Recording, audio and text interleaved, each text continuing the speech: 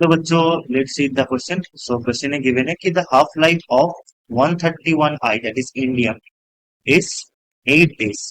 Given a sample of 131 I at a time t equals to 0, we can assert that. So option A में बोल रहा है कि no nucleus will decay before t equals to 4 days. No, B में बोल रहा है no nucleus will decay before t equals to 8 days. And C में बोल रहा है कि all nuclei will decay before t equals to 16 days. ठीक है. And D में बोल रहा है कि a given nucleus may decay at any time after t equals to 0। ठीक है। सो इस क्वेश्चन का की कॉन्सेप्ट क्या हो जाएगा? की concept that is laws of radioactive decay. Laws of radioactive decay. ठीक है। ठीक है। तो हमारा जो डिके इक्वेशन होता है क्या है? That is number of undecayed nucleus in this case we can say that N T क्या हो जाता है? N t is equal to initial number of nucleus into e to the power of minus of lambda T. ठीक है। जहां पर lambda क्या है? Lambda is decay constant and T is time.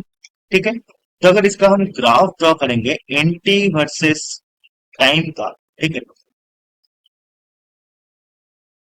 यहाँ पर एक्स एक्सिस में हम टाइम को प्लॉट करेंगे और यहाँ पर हम एनटी को प्लॉट करेंगे that is number of undecayed particles. ठीक है। तो क्या होगा? इसका जो ग्राफ होगा this will be exponentially decay हो जाएगा। ठीक है। Exponentially decay. तो यहां से हम क्या बोल सकते हैं कि जितना टाइम इंक्रीज करेगा, ठीक है, जितना टाइम इंक्रीज करेगा इतना N T that is N T that is number of undecayed particle क्या होगा? कम होगा। ठीक है। और एक से जितना टाइम इंक्रीज करेगा डीके उतना ज्यादा होगा। ठीक है। सो नंबर ऑफ डिकेस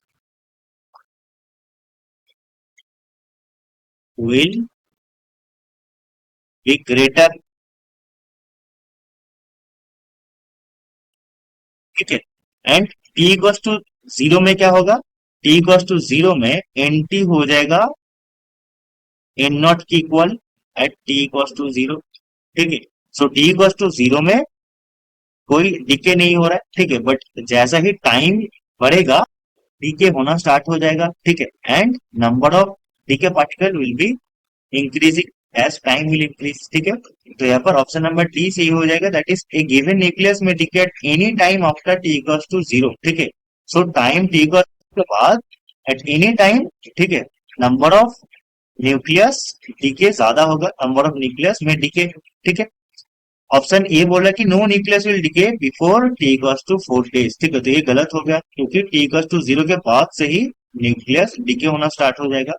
सी में भी, बी में भी बोल रहा है कि no nucleus will decay before 8 T equals to 8 days. तो ये भी गलत हो गया सिमिलरली। सी में क्या बोल रहा है? All nucleus will decay before T equals to 16 days. ठीक है। तो हमें यहाँ पर बोल रहा है कि after T equals to 16 days क्या होगा? एनटी 0 हो जाएगा। ठीक है। तो देखते हैं। तो एनटी का वैल्यू क्या होता है? N t is equal to N not into e to the power minus of lambda T. Lambda T. ठीक है। नाउ लैम्डा क्या होता है? लैम्डा होता है 0.693 डिवाइडेड बाय टी हाफ। यहाँ पर टी हाफ हमें क्या गिवन है? 8 डे गिवन है। This is 8। ठीक है। तो ये क्या हो जाएगा? N not e to the power minus of 0.693 divided by 8। ठीक है। Into 16 days. ठीक है। तो ये क्या हो जाएगा? ये हो जाएगा N not into e to the power minus of 2 into 0.693। ठीक है। ये क्या हो जाएगा? Number of undecayed particles after time equals to 16 days. ठीक है। तो यहां से हम क्या बोल सकते हैं? ये क्या होगा? This is not equals to 0। ठीक है। That means all particles will not decay. ठीक है, क्योंकि अनडिकेड पार्टिकल यहाँ पर कुछ रह जाएगा। ठीक है, so you can say that all particles, और यू कैन से क्या गिवन है कि ऑल न्यूक्लियाई, ठीक है, so all nuclei will not